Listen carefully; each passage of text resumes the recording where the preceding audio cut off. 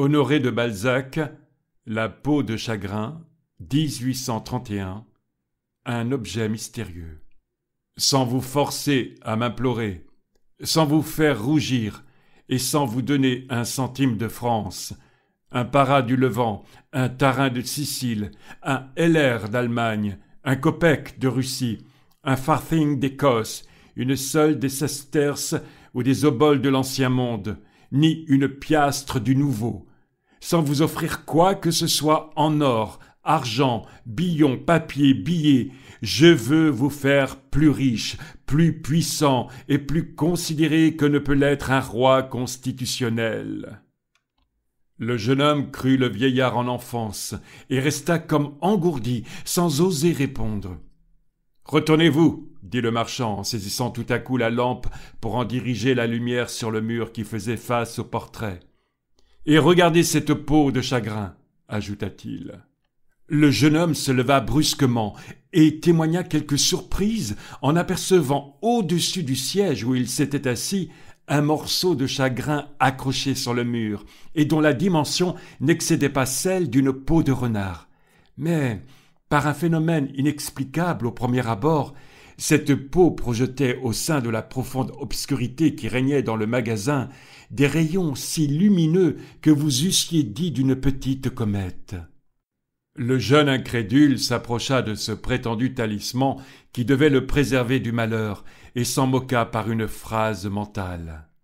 Cependant, animé d'une curiosité bien légitime, il se pencha pour regarder alternativement la peau sous toutes les faces et découvrit bientôt une cause naturelle à cette singulière lucidité.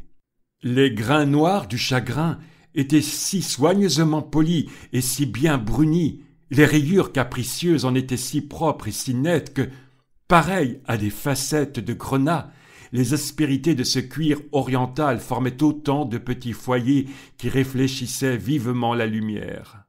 Il démontra mathématiquement la raison de ce phénomène au vieillard qui, pour toute réponse, sourit avec malice. Ce sourire de supériorité fit croire au jeune savant qu'il était dupe en ce moment de quelque charlatanisme.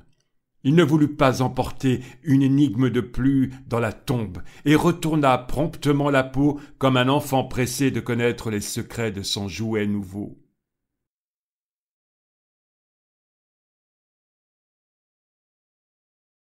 La peau de chagrin d'Honoré de Balzac, publié en 1831.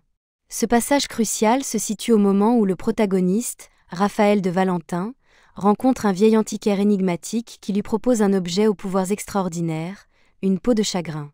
Après avoir exprimé son profond désespoir et son intention de se suicider, Raphaël se voit offrir une alternative qui bouleversera le cours de sa vie.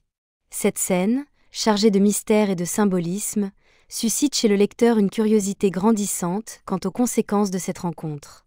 Nous analyserons comment Balzac met en scène la tentation de Raphaël face à la peau de chagrin, en examinant le dévoilement de l'objet par l'antiquaire, les réactions successives du jeune homme et la symbolique qui s'en dégage. Premier mouvement. Le dévoilement de la peau de chagrin par l'antiquaire.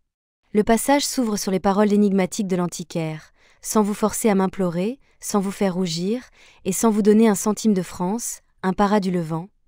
Je veux vous faire plus riche, plus puissant et plus considéré que ne peut l'être un roi constitutionnel. L'antiquaire utilise une longue énumération de monnaies de divers pays et époques, du centime de France au para du Levant, en passant par le LR d'Allemagne et le kopek de Russie. Cette accumulation souligne l'universalité et l'inutilité des richesses matérielles face à ce qu'il s'apprête à offrir à Raphaël. Les figures de style, telles que l'énumération et l'accumulation, créent un effet d'exhaustivité et accentuent le caractère extraordinaire de l'offre. De plus, l'antiquaire promet à Raphaël de le rendre plus riche, plus puissant et plus considéré que ne peut l'être un roi constitutionnel. Cette hyperbole renforce le mystère entourant l'objet à dévoiler et suscite une anticipation chez le jeune homme et le lecteur.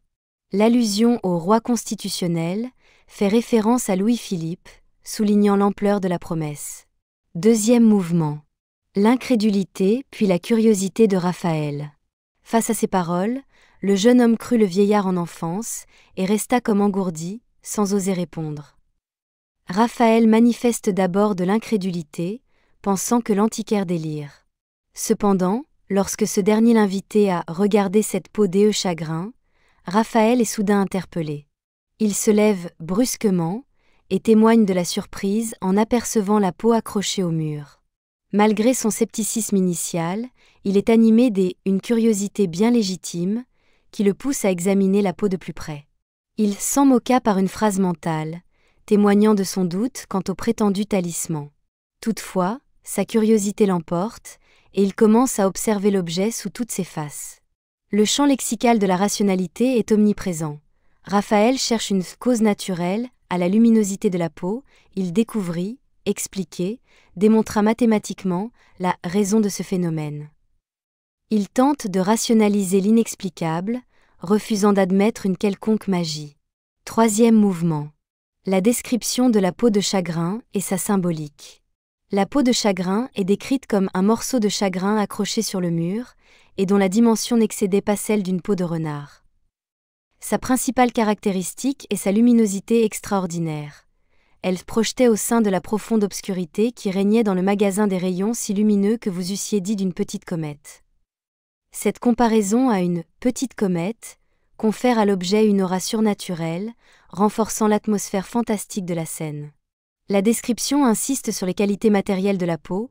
Les grains noirs du chagrin étaient si soigneusement polis et si bien brunis, les rayures capricieuses en étaient si propres et si nettes que, pareilles à des facettes de grenat, les aspérités de ce cuir oriental formaient autant de petits foyers qui réfléchissaient vivement la lumière.